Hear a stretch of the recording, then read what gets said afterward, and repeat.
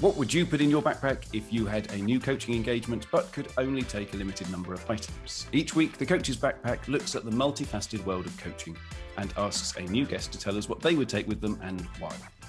Hello, I'm David Lowe, and this week we are taking a peek inside the backpack of David Clutterbuck from the European Mentoring and Coaching Council. Welcome, David. Thank you. Well, the first challenge I have for you is to describe what you do in under 20 words. What I do is I help people have the conversations that they need to have with themselves.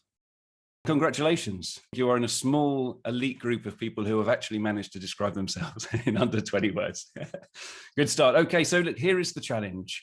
You've been asked to coach a new client, but are limited to what you can take with you. So you've got your essentials, your clothes, your toothbrush, and in addition, you can take one book, one tool, technique, concept, method, approach, one other item of your choice, and a person from the past or the present to accompany you. What would you take with you and why? Okay, well, let's start with the book. I've got a bookshelf behind me full of books, and quite a few of them, 70 of them are written by me, alone or with other people. There's always a new book, but actually I thought I would take something completely different. I would take the Improv Handbook on the basis that actually all coaching is an experiment and we're constantly playing with it. It is constant improvisation. And so some of the tools and techniques, the ways of thinking about improv it's a good way to create that coaching mindset. I find that coaches, when we've done lots of work on looking at maturity of coaches and how they grow into becoming truly masterful. Though I don't like the word masterful, it's got all sorts of negative assignments to it, but to maturity. And basically it's about letting go and doing less and just relaxing into the conversation. You know, great thing about truly effective coaches is that they have an enormous toolkit and they don't use it, or very rarely use it. They relax into the conversation. Is this the Improv Handbook? I don't know it. I've cheekily looked it up. Is this Tom Salinsky and Deborah Francis White? That sounds right. It's somewhere on my bookshelf behind me. So yeah, but any one of the Improv Handbooks, I think, it just gives you a sense of actually, I don't need to know the answer. I don't need to be in charge of this conversation. The road to maturity is about letting go.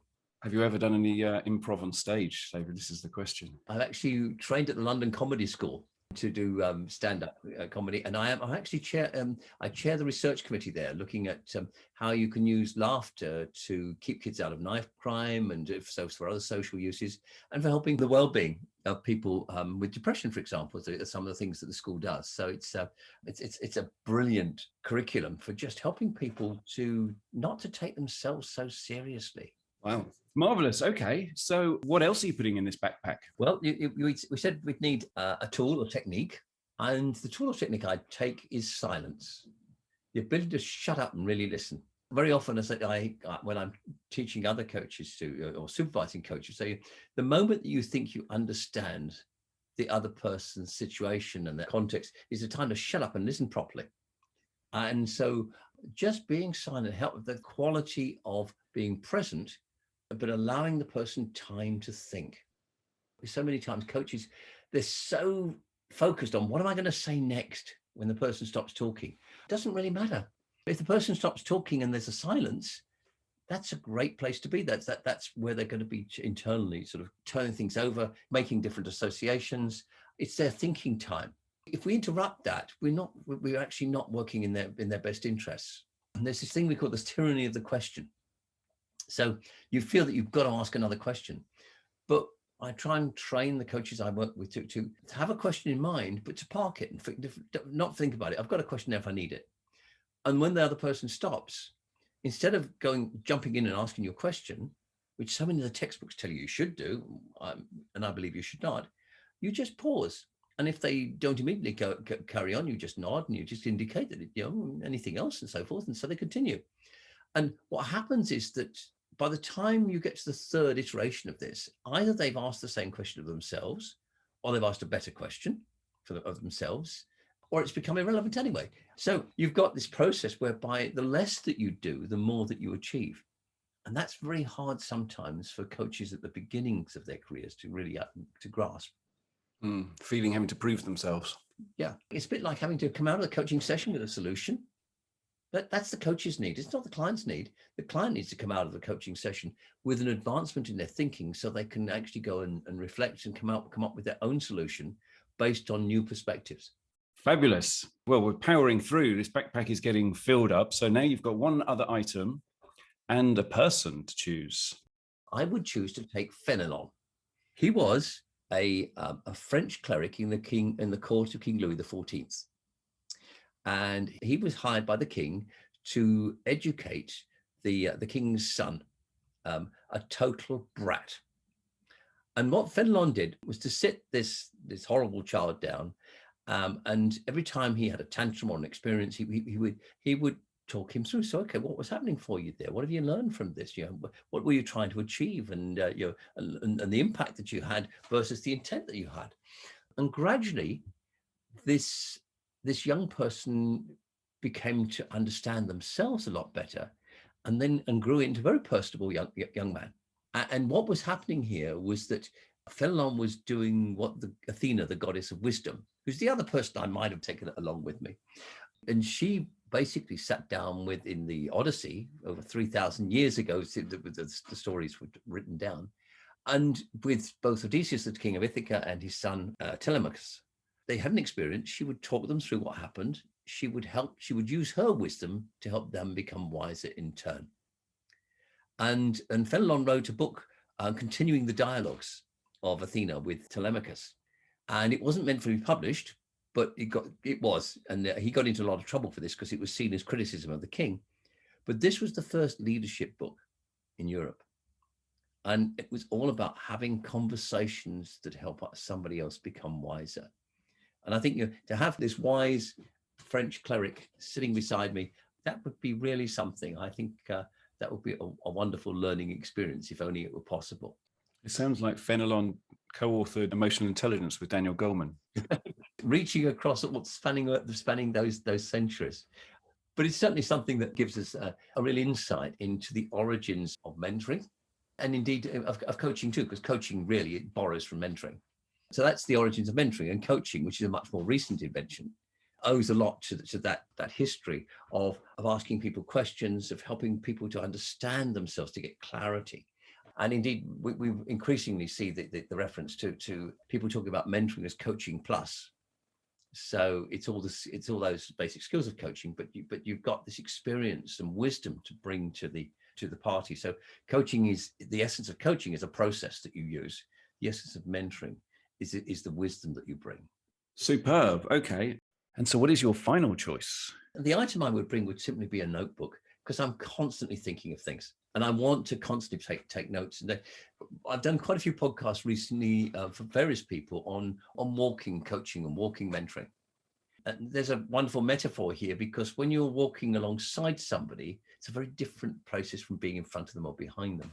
And walking mentoring, it's very popular because when you're walking, the blood's going to your brain and you're thinking a lot more. But there's a whole process here by which, if you actually up the pace of exercise, so you're going for a jog or something, and you go into this thinking place, what tends to happen is that your brain and your muscle and leg muscles are competing for the sugar and oxygen in your blood. And so as you have these bright ideas and you really start thinking about something, you slow down. And you may even stop. And it's those moments when you stop that are so important, capturing your thinking. And so finding just something to do multiple times a day. I might get up in the middle of the night and just scribble a couple of notes down, which and hopefully translate them in the morning. It's remarkable how incoherent your handwriting is when you're doing it in the dark. But being able to to capture a feeling or a process or a sense of something, a few words that just make you think and may make other people think. I mean, I woke up a couple of months ago and one of the things I scribbled down was, is coaching a profession or a vocation? And that's been quite a source of debate, certainly for me and for some of the people that I work with. Are you a specific notebook geek? Is there a specific favorite now? No, I mean, I just have anything that's. I've actually got here paper that I've because I've saved the planet. So I've got paper that I've been using for other things. So I'll just fold it, and I can use both sides of this for taking notes. And then I put them in plastic folders, so that helps. So your backpack is full. It's got all of the items in it now. Where do you hope you are going then on this gig? The answer is I don't really care. Wherever you're going is a good place to go, pretty much. And I love wandering in the wilderness. I love climbing mountains. So I'm not much on the rope and piton side, but I love high altitude trekking and so forth. So I guess from a physical point of view, I'll trek wherever I can. That brings me back into being away from civilization, where I can reflect and where I can walk with other people. That for me is the height of creating space for myself. And so I think that's important. But as a metaphor, I'll walk with my clients wherever they need to go. Nice. And if I gave you £1 million and said you can go to anywhere you've not been, where's the one place you've not been that you'd like to go trekking or walking? Well, I wouldn't need £1 million for it. I've traveled to over 120 countries now, and that's been fantastic. But the place, I think probably Mongolia is a place that I'm very keen to go to. And I've been talking to somebody about, they do trips to walk with the tribal elders in Mongolia, to ride with them and just to converse and learn with them. I think that would be pretty cool. Nice. I'm afraid that's not the fee of this podcast. So, yes. Okay. And so you've got this backpack packed and you're about to set off. What is the one thing you would want to make sure is not in that backpack? I don't want to take any baggage.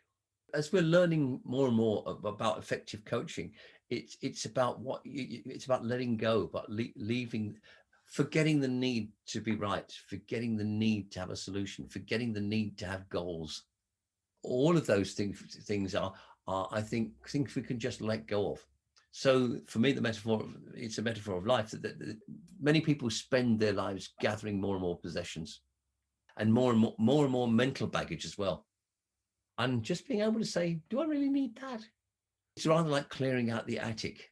For most of us, you've got to move house to clear out the attic. Otherwise, it's not going to happen. So are we regularly thinking, what can I let go of? And one of the things that I do myself, and I encourage other coaches to do, is to try and find a major assumption that I have that I can question and challenge every month or two, to simply say, well, is that true? Is that always true? Do I need that assumption? And that's great to actually to be able to throw away things, limiting assumptions that we have. Such as, is coaching a profession or a vocation? Absolutely. Yeah.